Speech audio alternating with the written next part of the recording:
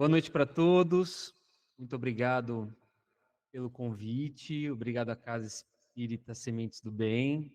É sempre bom estarmos reunidos, né? Para quem não me conhece, sou Rafael Ávila. Eu sou filho de Santo André, mas hoje estou radicado em terras matogrossenses. E realizo a divulgação da doutrina espírita através das redes sociais, pelo perfil Espírita Soul, e quem tiver um pouco mais de interesse, não conhece ainda o trabalho, pode nos procurar lá no Instagram, no YouTube principalmente. E que a paz de Jesus esteja conosco durante a noite de hoje, nos envolva. Eu vou começar a nossa palestra sobre a aliança entre a ciência e a religião, fazendo uma perguntinha que atravessa os tempos e as pessoas. Ciência e religião é uma conta que bate ou não bate? Qual que seria a opinião de você sobre esse assunto? Não precisa responder, pode guardar cada um para si e a gente vai entrar na reflexão desse tema nessa noite. Mas eu queria, para a gente poder entender todo o contexto, trazer um pouquinho da nossa história, né? E ao longo dessa história humana, ciência e religião tiveram uma relação bem complexa, né? Ora ela era de amizade, ora de conflito. E convenhamos que grande parte dela foi de conflitos. Uma dessas partes, ela acaba buscando uma reconexão com a sua própria natureza. E a outra busca a origem das coisas, a origem de tudo. Uma trabalha a alimentação de uma fé, de um sentimento inato, né, que vem de nós, de esperança, e que por vezes não tem uma reflexão mais profunda sobre determinados assuntos, simplesmente acredita. Já a outra, ela é firme, firme no resultado, né, no estudo, traz questionamentos, e esses questionamentos muitas vezes acabam incomodando. E desde a antiguidade, nós, seres humanos, buscamos conhecer o sobrenatural, e isso é uma coisa que nos traz indagações, não é mesmo? A conexão entre as divindades naturais, como os deuses, isso acabou levando a gente e a gente, eu digo a gente, nós homens, ao longo dessa história, né, aos cultos ligados a essa natureza. A dança para que chovesse, ou então a dança para que fizesse o sol, o culto ao Deus Sol, ao Deus Chuva, para que, sei lá, chovesse, fizesse sol, para que as criaturas naquele momento pudessem ter uma situação climática favorável para uma colheita, adoração à lua, às estrelas, acreditando que esses elementos naturais pudessem realizar coisas, pudessem lhe trazer benefícios, benefícios esses na base da troca, né? Então eu ofereço alguma coisa e recebo em troca aquilo que eu busco. Por vezes foram feitas oferendas, sacrifícios, em troca dessa, em troca dessa troca, mas também para que a gente pudesse, por exemplo, ter curas, né? E aquelas criaturas que sabiam e que acreditavam manipular esses elementos naturais, eles ganhavam o título de quem tivesse um tal de um poder, né? Os curandeiros, as sacerdotisas. E hoje nós entendemos que a manipulação desses poderes, entre aspas, nada mais é do que mediunidade. Os deuses egípcios, eles não eram robôs, né? Eles eram elementos naturais, metade homem, metade animais. E em paralelo dessa antiguidade, onde se buscava muito na natureza as respostas, o homem também já estava com o pé na ciência. Porque o conhecimento obtido com os elementos dessa natureza transformaram o próprio homem em um grande fármaco, né? Então, no início, é, se descobria os poderes que aquelas plantas poderiam trazer para a cura de doenças. E futuramente aquilo abriria as portas, né, porque viria a ser a medicina, a farmacologia, o uso de fato dessas questões, esses elementos naturais para a nossa própria melhora. Então, tinha-se a crença e tinha também aquilo que de fato, comprovadamente, auxiliava. E o que não seria esse curandeiro, senão um conhecedor, né, da ciência, limitada, claro, ao seu alcance, aquilo que ele poderia ter acesso, mas esse curandeiro, por vezes, já auxiliava, já aliava, né, a ciência, através dessas buscas nos elementos, com a questão da espiritualidade. E assim, ele naturalmente tinha mais sucesso naquilo que ele buscava em prol de uma sociedade. E é curioso que a gente acaba não descobrindo muitas coisas sozinho, a gente é intuído, né? Então, essa espiritualidade auxiliava ele, quanto mais espiritualizado, mais ele receberia essas intuições para poder utilizar a natureza a favor do homem. E se a gente for pensar em um passado não muito distante, os nossos pais, os nossos avós, normalmente levavam a gente à casa desses curandeiros, né, dessas pessoas que eventualmente aplicavam passes na gente e receitavam chás com determinadas ervas para algumas doenças que nós tínhamos. A gente não precisa ir muito longe. Então, essas criaturas estão conosco já há muito tempo. Então, essa conexão ela já existia desde a Babilônia, a Suméria, e depois acabou chegando até a Grécia. E foi na Grécia que nasceu o racionalismo, né, que nada mais é do que um movimento filosófico que crê que a razão é um instrumento para se chegar até uma verdade absoluta. E essa escola acreditava que era possível estudar a natureza, né, sem necessariamente ter a evocação ou a conexão entre os espíritos. Ou seja, o homem seria um autossuficiente no seu poder, nessa busca dessa verdade absoluta. A gente vai entender se de fato isso era possível ou não ao longo do tempo.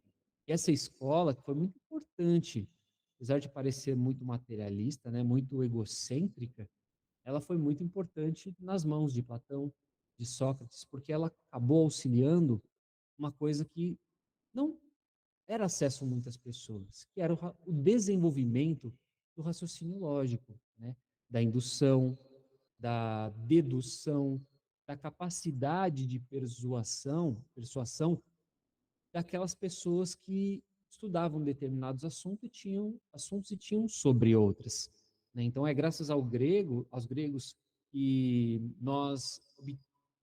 quando a gente obtém um êxito, quando a gente obtém uma conquista em cima de uma discussão, a gente vai conversar com alguém sobre um assunto que nós temos amplo domínio, quem nos ensinou a ter esse raciocínio de que quanto mais informação eu tenho, mais eu sei, eu tenho base para conversar, para debater, para argumentar, foram os gregos, né? Quem manja mais? Aquele que estuda ou o leigo e o ignorante? Então, base de informação. E paralelo a isso, os hebreus, com toda a base de uma história de Moisés, acabaram fortalecendo no judaísmo a fé em um único Deus. Só que não só a fé, mas também uma total adoração dentro dessa fé, muita entrega. Inclusive, as próprias leis deles foram criadas em cima dessas, dessa fé, né, daquilo que Moisés trouxe, das leis mosaicas. E quando Jesus encarna, ele acaba trazendo e fazendo um mix desses mundos. Ele alia a fé ao raciocínio, mas a sociedade daquela época não estava preparada, não estava pronta ainda para receber essas informações, para entender aquilo que Jesus estava tentando ensinar, estava tentando mostrar. Mas ele plantou ali a semente. Então, a sabedoria toda do Cristo, ele fez que nem João e Maria, né? Quando vão para a floresta e jogam lá os miolinhos de pão ao longo do percurso para não se perderem, Jesus fez a mesma coisa, soltou migalhas de pães, né, em suas pregações, em suas parábolas, em seus ensinamentos, para que na hora certa nós pudéssemos pegar e achar o caminho.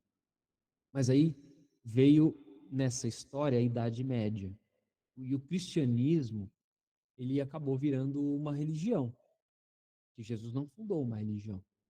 Jesus trouxe uma filosofia e foi criada a religião em cima do que Jesus trouxe. E fortalecida principalmente na Idade Média. E essa religião acabou sendo distorcida e esquecida daquilo que Jesus representava, né? Se fortaleceu muito o poder sobre os homens para que eles tivessem o acesso em cima dos outros. Sabe aquele poder lá de conhecimento que os gregos ensinaram? Pois é, a igreja acabou aplicando nela para que tivesse esse poder sobre os pobres, os ignorantes, o domínio dos povos.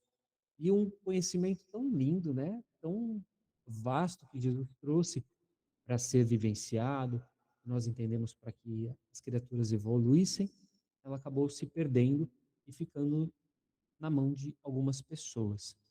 Inclusive, tem um filme que trata sobre esse assunto, que com o ator Denzel Washington, que é o Livro de Eli.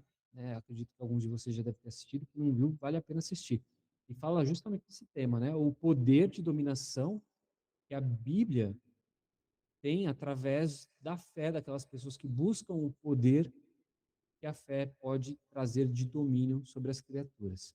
Então, a partir do ano de 325, quando acontece o concílio de Nicéia, e aí o cristianismo, de fato, ele se torna uma religião com o poderio da igreja, a espiritualidade foi perdendo essa força, e aí a mediunidade acabou sendo proibida, foi considerada magia, foi considerada herética, obra do demônio, e ela começou a partir de então a ser perseguida. E foi aí que se aprofundou essa cisão, né? Então, se elas andavam ali próximas, elas acabaram cada uma arrumando para um lado diferente. E até os dias de hoje, a gente for pensar, esse pensamento ainda existe, né? Um pensamento freado. A compreensão dos fenômenos mediúnicos através das religiões, elas até pouco tempo, elas tinham dificuldade, é impedida. As pessoas não podiam pensar, né? Ou a gente vê, ou a gente conhece costumeiras interrupções de padres, de pastores, numa pregação, numa missa. Não, isso não pode, só aquela pessoa tem o poder para falar em nome de Deus. Então, o pensamento, ele era freado. Leon Denis chama esse período da Idade Média de uma verdadeira noite espiritual, né, sombria, onde as informações sobre a espiritualidade elas acabaram ficando fechadas para esse grupo, né, como se fosse um segredo, e o materialismo e a descrença eles acabaram se fortalecendo nesse período. E foi isso que levou a ciência para uma renovação que viria a despontar na Idade Moderna. Surgiram novas filosofias naturistas, realistas, que elas eram baseadas na razão, traziam uma revolução no pensamento. Então, as pessoas que tentavam exercer o pensamento pensavam assim: bem, se na espiritualidade eu não posso pensar, que eu possa fazer na ciência, que lá eu tenho liberdade para isso. E aqueles que manifestavam esses pensamentos, tanto dentro quanto fora da igreja, eram considerados ou loucos ou hereges. Então, foram necessários muitos esforços, repetidos esforços daquelas criaturas de livre pensamento, né, da ciência, para acessar os domínios e os segredos da natureza que a igreja dizia ser dona, né, ser proprietária.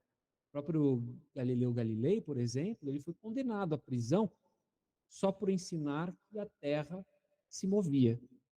E antes dele ainda, um frade irlandês chamado Virgílio, no ano 700, foi excomungado pelo Papa Zacarias, porque ele dizia que existiam antípodas na Terra, né? Que era justamente isso, que a Terra ainda tinha suas limitações. São pessoas habitantes que vivem em eixos distintos, opostos um dos outros em diâmetros do planeta. E mesmo assim, ao longo de vários anos da história da humanidade, a gente acabou percebendo que a ciência e a religião ainda se esforçaram para andar lado a lado. Tentaram. Mas por que esse esforço? Se a gente vê que não rolava, não estava dando certo. Por que esses ambos elementos são tão importantes a ponto de vista de ser fundamentais para a nossa vida, principalmente como seres encarnados?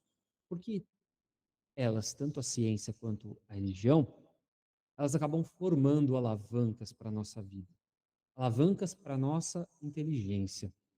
E como que isso é possível? Se nós olharmos pelo lado negativo, né, nós poderíamos rumar assim para o materialismo, né? Então, muito materialismo, muito muito negativo para o lado do espiritualismo, a gente vai para uma fé cega. Mas a gente já vivenciou isso, né? Ao longo dessa história rápida que eu contei para vocês, a gente já vivenciou, a humanidade já teve muita matéria, a humanidade já teve excesso de fé. Então são chegados novos tempos. Esses tempos que não tem mais espaço para esse conflito.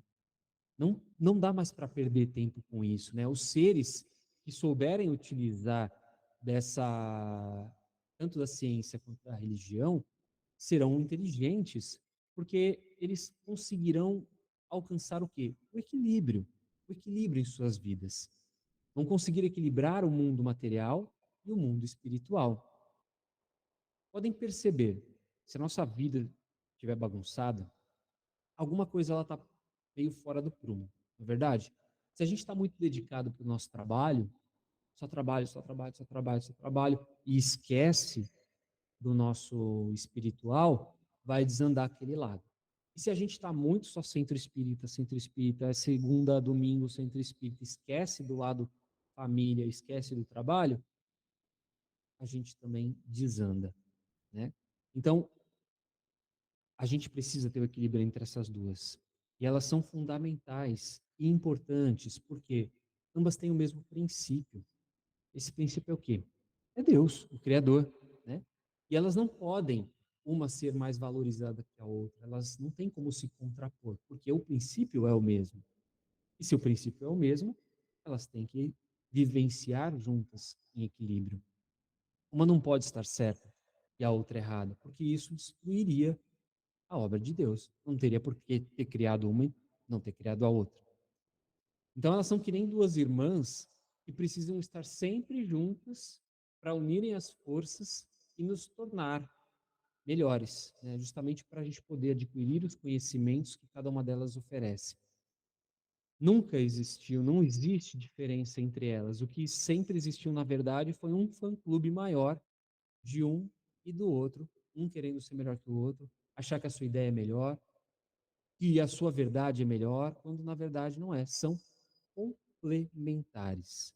E esse exclusivismo, esse individualismo só gerou o quê? Ao longo da história, quando a gente vê essa cisão cada vez mais distante. Desordens, conflitos, incredulidade das pessoas, principalmente intolerância entre elas, não é? Mas eu disse que são novos tempos, não disse? Então, só da gente fazer essa reflexão já faz com que a gente percebe o quanto evoluído no pensamento nós estamos. E daí, para mudar a atitude, é só boa vontade. É só a gente querer, né? E eu também disse que a sociedade, na época de Jesus, não estava preparada para absorver esse monte de informação. E a gente agora está preparado? Será? Né? Será que nós já conseguimos compreender? Sim. E por que hoje nós conseguimos compreender?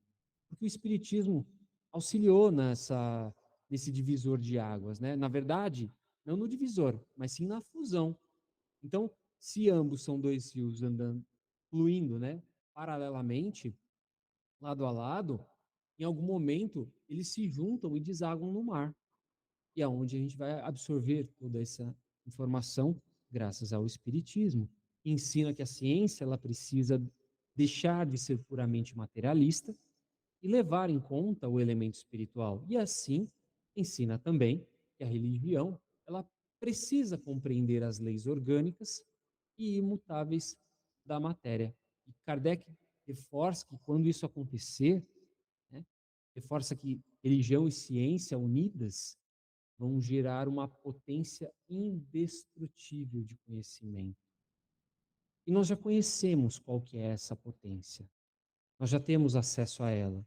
Quem faz uso dessa potência compreende mais as questões da vida e eu tenho certeza que vive melhor. Eu estou falando da fé raciocinada.